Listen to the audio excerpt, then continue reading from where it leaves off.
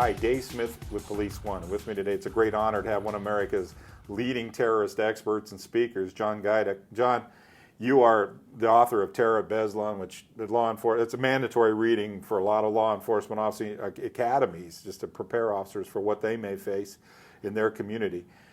And I know that this is your expertise. If you were in briefing right now with a group of officers, state and local officers, what advice would you give them before they hit the street? I think one of the most important things for law enforcement today to recognize is that the days of them being able to think of themselves merely as civil servants who are probably going to do an entire 20 or 25-year career without ever pulling their weapon, much less ever using their weapon, are long gone. Notwithstanding even the terrorist threat, and I think the terrorist threat itself is far more ubiquitous, far more prevalent, and is going to prove itself to be far more deadly to our citizenry and our law enforcement officers in the years to come in America. Just the sophistication, the threat level, the deadliness, and the speed with which our own criminal citizenry will turn to the use of deadly force in America is far greater than it has ever been. And I think that escalation of violence and propensity for violence is only going to continue to increase. So law enforcement officers have to increasingly realize that when they are out on the street, they do have the job of protecting the citizenry and respecting their constitutional rights. But juxtaposed against that is the fact that under that surface, there is a constant and very, very real deadly threat.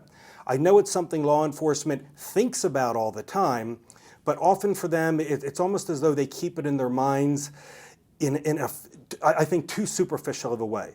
There is a very, very real and deadly criminal element in the United States. That is something that they are continually going to butt up against every single day that they're on the streets, every single day they're off duty, when they're just out among the common citizenry without having that immediate role of protecting the rest of us, innocent civilians. But added to which is going to be an increasing terrorist threat. We are dealing with terrorists who have promised to come back.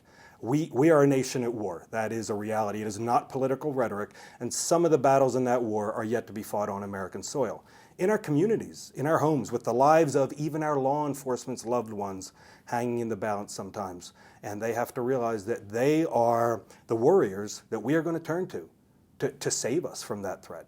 You think maybe that the fact that the terrorist activities and the willingness of terrorists to especially target law enforcement throughout the world, not just in the United States, has helped trigger this, what we call the war on cops that's going on. In the last 2 years, we've seen the sharp increase in ambushes, officers assaulted, and the weapon systems themselves. More and more we're seeing the number one caliber used in rifles is 7.62 by 39, which means AKs and SKSs.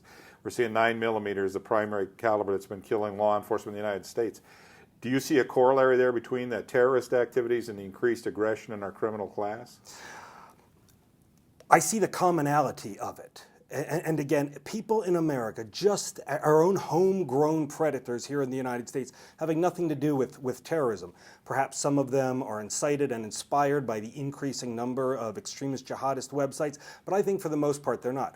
I just think we are seeing an overall increase in the threat level and the violence in our society and the speed with which people will turn to that violence. And when they turn to that violence, they know who they're going to go up against. And they want to ensure, whether they die or not, that they kill as many people as possible. I ask law enforcement this all the time. When you guys are out on the streets or SROs or in schools, how many of you have body armor on all the time that will stop something above a handgun round?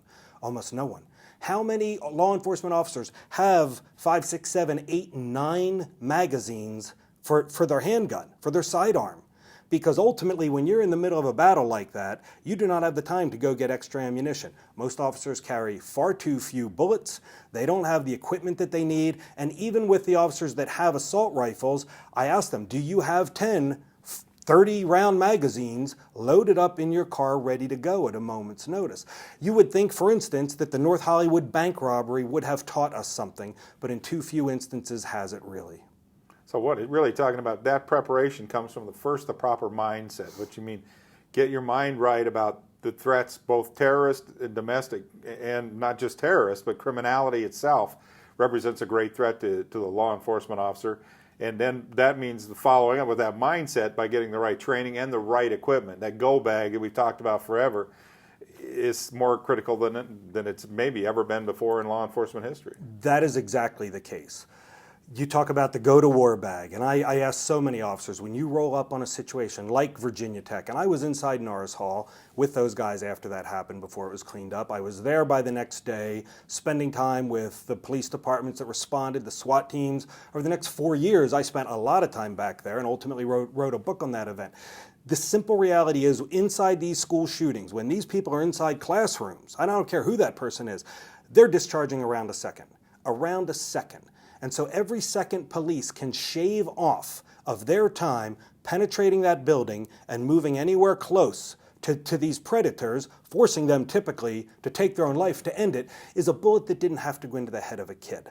But the police officers cannot just rely on what has been our recent experience of, all right, my presence is going to end this. He's going to end it for me. Because sooner or later, these guys are going to realize that being the first to engage a cop, being the first to kill a cop, is going to give them the fame that they want.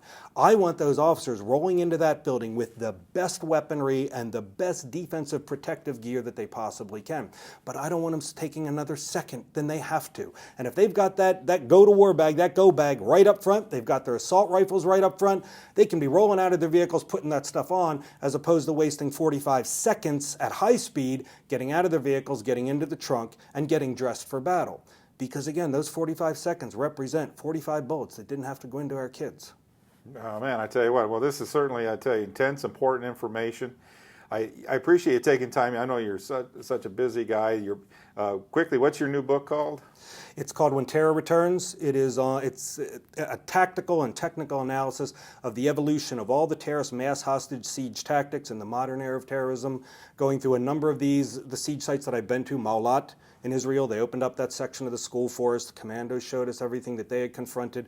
The 4 major sieges that Russia has encountered, touches a little bit on Mumbai, and at the end creates a predictive model of what the next terrorist mass hostage siege is most likely to look like. Great. So you got your reading assignment and also your assignment to catch John when he's in your area.